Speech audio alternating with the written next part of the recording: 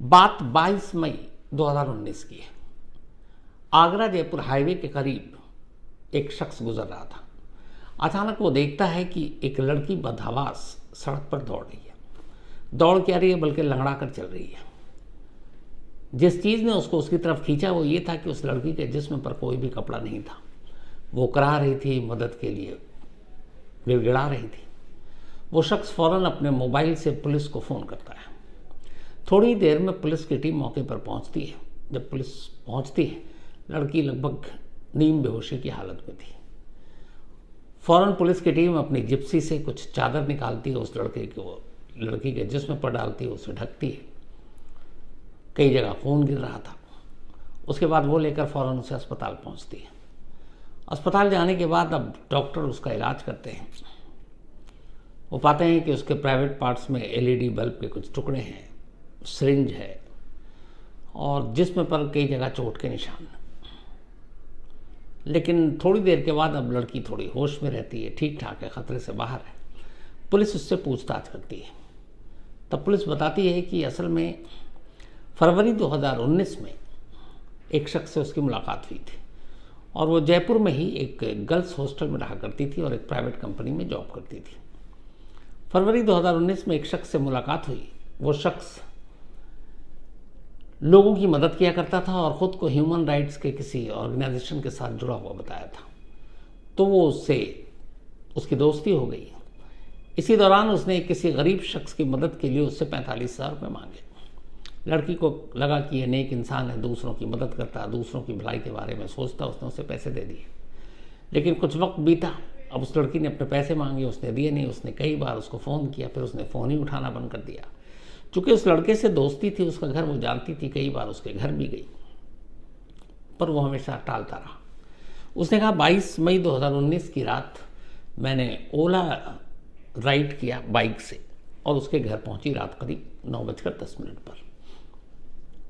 घर पहुंची तो उसके बाद अचानक मेरे सर पर किसी ने ज़ोर से पीछे से हमला किया और उसके बाद मुझे कुछ याद नहीं। जब आँख खुली तो मैंने पाया कि मैं कमरे में हूँ और उस कमरे में 3 लोग हैं।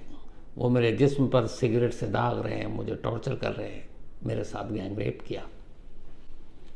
और फिर इन तकलीफ़ों को सहते सहते आखिरकार मैं बेहोश हो गई।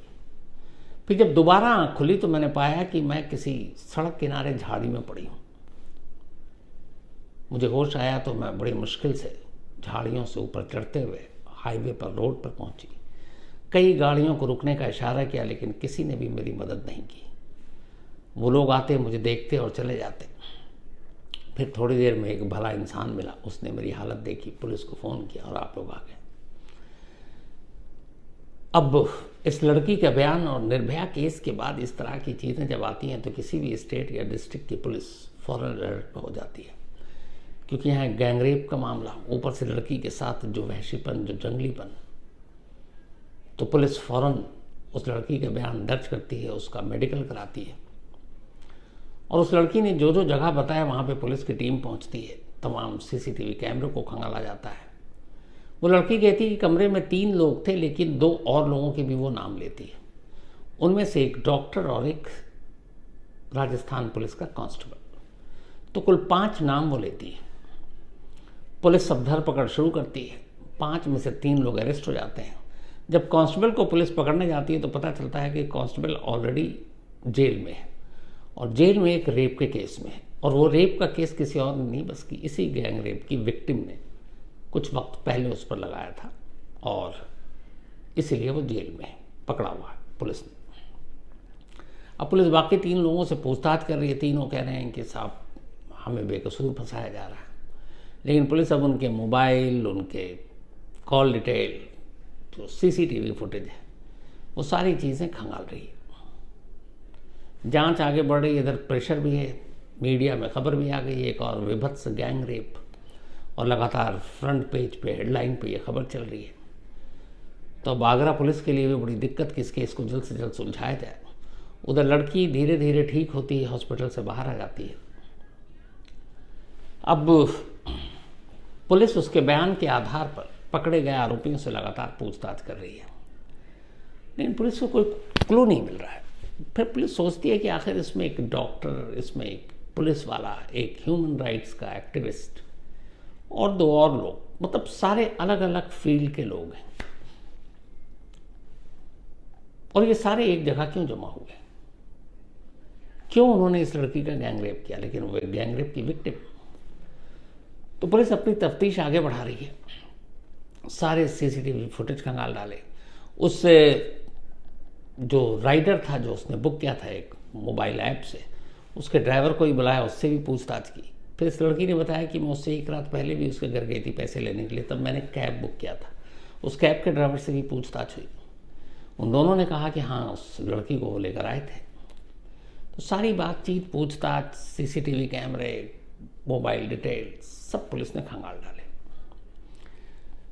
इन सभी चीज़ों को खंगालने के बाद इसी बीच में मेडिकल रिपोर्ट भी आ गई अब लड़की की। मेडिकल रिपोर्ट जब पुलिस ने देखा तो पुलिस हैरान रह गई। डॉक्टरों के हिसाब से इस मेडिकल रिपोर्ट में उस लड़की के ऊपर एक भी ऐसा घाव या जख्म नहीं था जो जानलेवा साबित होता। वो सारे मामूली घाव थे। लेकिन ये भी फैक्ट था कि सिरिंज के निशान थे प्राइवेट पार्ट्स पर, एलईडी बल्ब के कुछ टुकड़े धंसे हुए थे। अब ये कोई खुद से तो कर नहीं सकता। लेकिन जिस तरीके से उस लड़की का बयान, गैंगरेप की कहानी और ये मेडिकल रिपोर्ट, पुलिस को बड़ा अजीब लग रहा था। अब पुलिस दोबारा से नए सिरे से इस केस की जांच करती है। तब तक जो मोबाइल के सर्विलांस थे और सीसीटीवी फुटेज की सारी तस्वीरें थी, उन सबको अलग अलग पुलिस की टीमें इकट्ठा कर रही, क्योंकि इस केस को सुलझाने के लिए एक साथ कई पुलिस की टीम को लगाया गया था। अब जब सब कुछ एक साथ जांच शुरू हुई और धीरे धीरे करके उसकी रिपोर्ट आई, 5 में से 3 आरोपी पकड़े गए थे, एक चौथा जेल में था, एक 5वां कहीं और था। वो घर पे भी नहीं था और किसी काम के सिलसिले में गया हुआ था। तो अब उनसे पुलिस ने पूरी पूछताछ की। इसके बाद जब टेक्निकल एविडेंस सामने आए तो एक ऐसी कहानी सामने आई कि खुद पुलिस दंग थी, हैरान थी। वो इसलिए कि पुलिस ने अपनी जिंदगी में, अपनी पुलिसिंग में ऐसा केस ही नहीं देखा था। सबसे पहले पुलिस ने उस लड़की के मोबाइल डिटेल को खंगाला। अच्छा, उस लड़की का मोबाइल भी गायब था। उसने कहा कि जब मैं गई उसके बाद मेरा मोबाइल मेरे पास था नहीं। तो जब मोबाइल डिटेल को खंगाला तो पता चला कि वो मोबाइल असल में उस रात से पहले शाम से ही उसकी अपनी एक सिस्टर के पास था, रियल सिस्टर के पास। इसके बाद जब दोबारा उस बुलाया गया, ओला के जो राइडर है जिसने बाइक पर छोड़ा था 22 मई की रात 9:10 पर, तब उसने कहा कि हाँ, उसने उस शुरू में भी उसने ये बयान दिया था। उसने कहा कि मैंने घर से उठाया था मैडम को उनके गर्ल्स हॉस्टल से, और मैंने इसी जगह लाकर उतारा जो घर, जो ह्यूमन राइट एक्टिविस्ट का घर था, जिससे 45,000 रुपये लेने थे। तो उसने बोला बिल्कुल मैंने यहीं उतारा था। लेकिन जब उसको दोबारा बुलाया गया और पूछा गया कि अच्छा इसके अलावा कुछ ख़ास चीज़ हुई, तब उसने कहा हाँ, हुआ ये कि जब मैं चली, मतलब वो मैडम, तो फिर रास्ते में उन्होंने कई बार इधर उधर घुमाया और कहा कि मैं शायद एड्रेस भूल रही हूँ। और फिर मैं भी थोड़ा गुस्सा में होने लगा कि मैडम सही एड्रेस बता दो, कहाँ कहाँ भटकूँगा, पेट्रोल खर्च हो रहा है। तो फिर उन्होंने कहा कि अच्छा ठीक है, तुम मुझे यहीं पे उतार दो। तो उस घर से पहले ही उतर गई और वहाँ पे थोड़ा सा सन्नाटा है। अब पुलिस को ये बात बड़ी अजीब लगी, क्योंकि उससे 1 रोज़ पहले वो कैब करके गई थी उस घर में। उसने खुद अपना स्टेटमेंट दिया था कि हमारी अच्छी दोस्ती थी, मैं कई बार घर गई थी। तो कई बार जो जिसके घर जाए उस घर का एड्रेस कैसे भूल सकता है, यहाँ पहला डाउट हुआ। दूसरा, उसने कहा कि मेरा मोबाइल गायब है, तो फिर मोबाइल कहाँ? मोबाइल घर पे था, बहन के पास। जब बहन से पूछताछ हुई तो पता चला कि वो अपने मेरी बहन का एक फ्रेंड आया था और उसने कहा कि ये मोबाइल दीदी ने भेजा है, स्विच ऑफ है, इसको ऑन मत करना, रखे रहना। तो वो स्विच ऑफ बहन के घर पे मोबाइल शाम को ही पहुंच गया। अब ये 2 चीज़ें आई। तीसरी, जब सीसीटीवी कैमरे को खंगाला गया तो उसमें एक बड़ी अजीब चीज़ दिखाई दी। उसमें अजीब चीज़ ये दिखाई दी कि उस रात 9:10 पर जब ये उतरी थी, उसके करीब 20 मिनट के बाद उस ह्यूमन राइट एक्टिविस्ट के घर के इर्द गिर्द और भी कई सीसीटीवी कैमरे थे। उसमें एक अजीब चेहरा नजर आता है। सीसीटीवी कैमरे में पुलिस को जो तस्वीर दिखाई दी वो बड़ी अजीब थी। वो तस्वीर ये थी कि ह्यूमन राइट एक्टिविस्ट के घर के इर्द गिर्द और उसके आसपास लगे कुछ कैमरों में रात करीब 9:40 के आसपास एक साया घूम रहा है। वो साया इसलिए कह रहा हूँ कि वह है एक लड़की, लेकिन उसके जिस्म पर उसने अपने पॉलीथीन लपेट रखा है। जब सीसीटीवी कैमरे के कुछ इमेजेस को जूम करके देखा गया तो ये देखा कि उस लड़की के मुंह में सफ़ेद रंग का कुछ है और उसके ऊपर टेप लगा हुआ है, और वो लड़की अपने पैरों से यूं घूम रही है, टहल रही है। मतलब ऐसे देख के तो कई बार लगे कहीं भूत प्रेत तो नहीं है, लेकिन अब कानून में तो माना नहीं जाता है। तो वो लड़की कई कैमरों में कैद हुई कि अपने पूरे जिस्म में उसने प्लास्टिक लपेट रखा है, मुंह में कपड़ा जैसी कोई चीज़ है सफ़ेद, और टेप लगा रखा है, डॉक्टर टेप। अब पुलिस को ये समझ में नहीं आया, लेकिन जब गौर से देखा गया तो पता चला कि ये वही लड़की है। अब इस तरह से घूमने का क्या मतलब? इसके बाद जब पुलिस ने फिर उसके जो बयान थे कि वो पहुंची, सर के पीछे मारा, फिर मेरी आंख खुली, फिर रात 11:30 मैंने यहाँ पाया, फिर मैं कहाँ। अब उन टाइम को जब जोड़ा गया और देखा गया और लोकेशन के हिसाब से सीसीटीवी कैमरे से, तो एक सीसीटीवी कैमरे में वो लड़की जब इंसिडेंट का वक्त बता रही है, असल में वो अपने गर्ल्स हॉस्टल में उस वक्त। इसके बाद अब जो उसने 5 नाम बताए, जिसमें से 3 तो अरेस्ट हो गए, एक ऑलरेडी जेल में था, 5वां कहीं गया हुआ था। तो जब एक का जेल है तो जेल का ही लोकेशन आएगा। जो बाकी 3 आरोपी थे जिनको पकड़ा गया था, अब उनके लोकेशन 22 मई 2019 की रात 9:10 से लेकर 12 बजे तक के जब देखे उनके मोबाइल के हिसाब से, तीनों का लोकेशन अलग अलग, तीनों उसी आगरा और जयपुर के बीच में अपने अपने घरों में थे। अब एक भी कड़ी या एक भी चीज़ नहीं मिल रही है। तो फिर पुलिस के दिमाग में ये भी खटक रहा है कि इस लड़की के जिस्म पर जख्म कैसे, बाकी जगह छोड़िए, प्राइवेट पार्ट्स तक में अगर एलईडी बल्ब के टुकड़े हैं, सिरिंज है, तो ये कैसे? लेकिन दूसरी तरफ सबूत चीख कर कह रहे हैं कि जिन जिन का इसने नाम लिया वो सब उस वक्त मौका वारदात पर नहीं है, सब वहां से बहुत दूरी पर है। अब पुलिस ने सारे कैरेक्टर की अलग से जांच करनी शुरू की और फिर उनसे पूछा कहाँ गई। एक टीम गई जयपुर में उस कांस्टेबल से मिली जो ऑलरेडी उसी लड़की के इल्ज़ाम पर रेप के मामले में जेल में बंद था। उसने पूछा भाई आप बताओ। तो उसने कहा इस लड़की से मेरी मुलाकात 2017 में हुई थी, हमारी दोस्ती भी हुई। फिर वो मुझ पर शादी के लिए दबाव डालने लगी। मैंने कहा अभी मुझे शादी करना नहीं, मुझे अभी करियर बनाना है। फिर उसने मुझे धमकाना शुरू किया। इसके बाद एक रोज़ अचानक जब मैं धमकी से भी नहीं डरा तो उसने मेरे खिलाफ रेप का इल्ज़ाम लगा दिया। जब रेप का इल्ज़ाम लगाया तो उस वक्त जो इल्ज़ाम था उसमें इतना दम नहीं था। मैं कोर्ट पहुंचा और कोर्ट से मुझे बेल भी मिल चुकी थी, तो मैं ज़्यादा अरेस्ट भी नहीं हुआ। और उसके बाद से अब अपना मुकदमा चल रहा है। और अब जब उसने ये लगाया तब तो मैं ऑलरेडी जेल में हूँ। अच्छा, हालांकि लड़की ने यह भी कहा था कि कांस्टेबल उस वक्त वहाँ नहीं था, 3 लोगों का था, लेकिन उसका यह था कि इन तीनों ने कांस्टेबल के इशारे पर ही उसके साथ गैंगरेप किया है। अब बाकी जो 3 थे उनमें से एक डॉक्टर साहब थे। अब उन डॉक्टर साहब से पूछा गया भाई आप बताओ। डॉक्टर साहब ने कहा कि असल में 2018 में ये लड़की बीमार पड़ी और हॉस्पिटल आई। इत्तेफाक से उसी हॉस्पिटल में मेरी ड्यूटी थी। मैंने उसका इलाज किया। इसी इलाज के दौरान मेडिसिन और क्या कुछ पूछने के लिए हर डॉक्टर पेशेंट को नंबर देता, मैंने अपना नंबर दिया। वो हॉस्पिटल से डिस्चार्ज हो गए, लेकिन उसके बावजूद वो मुझे कॉल करने लगी। शुरू में मैंने उठाया, फिर मुझे लगा कि ये कुछ ऊट पटांग बातें कर रही है, तो मैंने इग्नोर करना शुरू किया। एक रोज़ वो घर पहुंच गई और उसने मेरे पेरेंट्स को धमकाया कि अगर तुम फ़ोन नहीं उठाओगे तो मैं तुम पर रेप का इल्ज़ाम लगा दूंगी, तुम्हारा करियर तबाह कर दूंगी।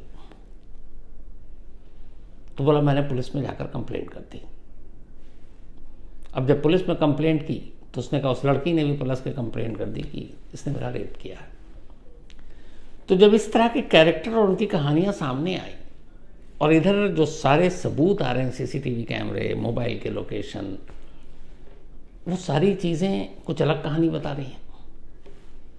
फिर पुलिस ने उस लड़की को बिठाकर पूछताछ की और कहा देखो, मेडिकल में कहीं से भी गैंगरेप तुम्हारे साथ हुआ है इसकी रिपोर्ट नहीं है, तुम्हारे जो जिस्म पर ज़ख्म है वो ऐसा है कि ज़ख्म तो है लेकिन बनावटी है, अपने हाथों से किए गए ज़ख्म है।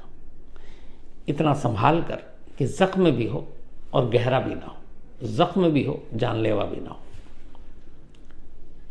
तो जब उससे सारी चीज़ें पूछताछ हुई तब फिर लड़की ने कबूल किया। उसने कहा असल में उस कांस्टेबल के ख़िलाफ़ मैंने जब रेप का मुकदमा दर्ज किया था तो वो मुकदमा इतना ज़्यादा सॉलिड नहीं हो पाया और वो बाहर आ गया और मैं तब से उससे बदला लेना चाहती थी। इस दौरान में कई लोगों से मैंने मदद मांगी कि उस कांस्टेबल से हिसाब किताब करना है, पर किसी ने मदद नहीं की। तो उस कांस्टेबल को फंसाने के लिए फिर मैंने कहा कि पिछले रेप का मामला तो झूठा जो था उसमें तो कुछ हुआ नहीं, तो क्यों ना मैं गैंग रेप वाला एंगल इस्तेमाल करूं।